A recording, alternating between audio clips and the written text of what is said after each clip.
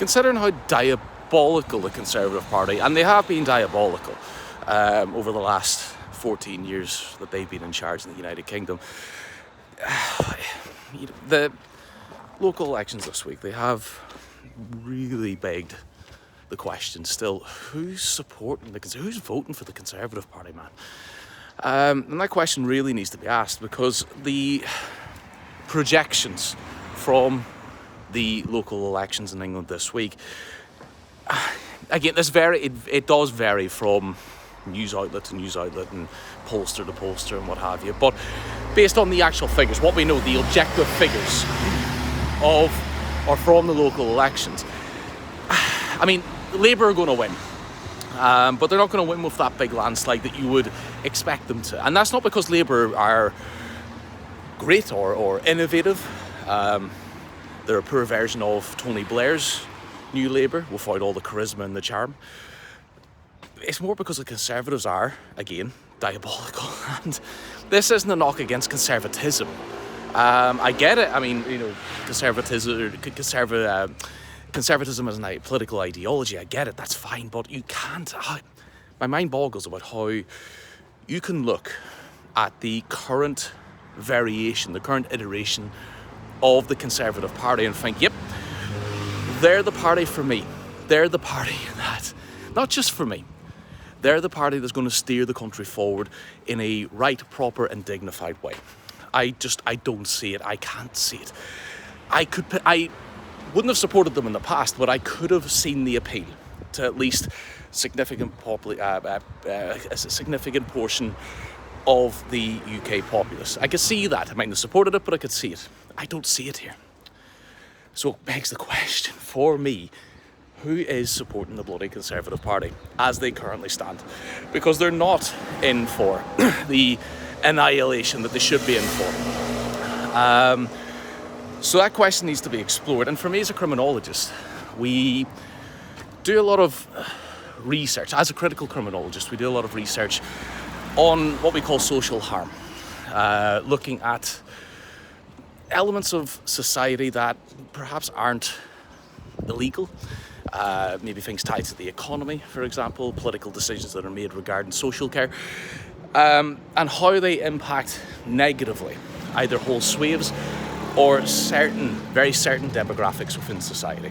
And from that social harm perspective, I question why there are still significant amounts of the UK populace apparently willing to support current Conservative Party values. I mean, without getting too specific, growing inequality, failing NHS, schools, albeit this problem in terms of the concrete and structure and what have you of countless, actually, because I don't think we've got a definitive figure, countless schools in England actually falling apart.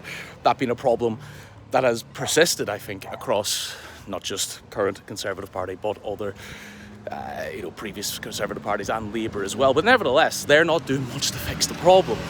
So you look at school, you look at the NHS, you look at the economy, what else? Take your pick. And it's hard to see improvements. So, look, based on that, it is to my surprise that there is as much support for conservatism or this Conservative Party as there currently seems to be. So it really does baffle me. And again, from that social harm perspective, I'm still struggling, because even their traditional or stereotypical core demographic, those who are more well off, those who are older, perhaps with capital and money and what have you, that traditional conservative economic ideologies, low tax and what have you, would typically appeal to. Even those aren't there.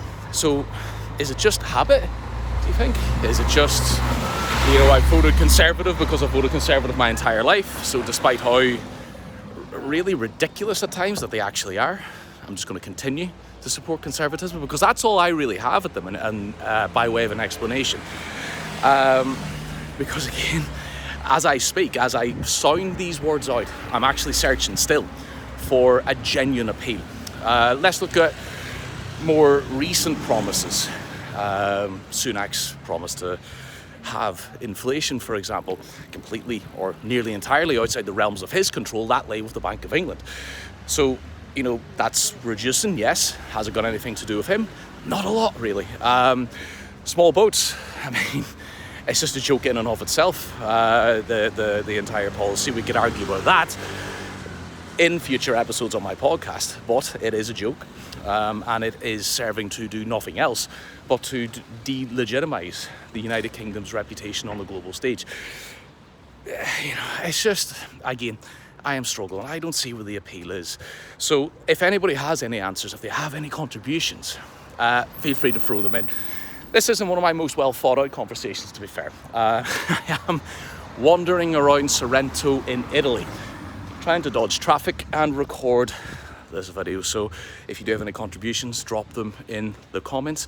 And if you're watching this and you haven't liked, shared and subscribed, please like, share and subscribe.